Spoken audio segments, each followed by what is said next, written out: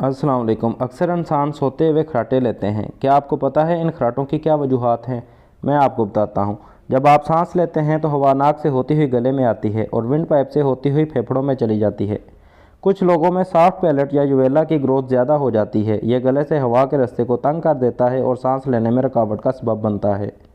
जब सोने के दौरान हवा गले से गुजरती है तो ये यूवेला से टकराकर वाइब्रेट करती है, जिसकी वजह से खराटों की आवाज़ पैदा होती है।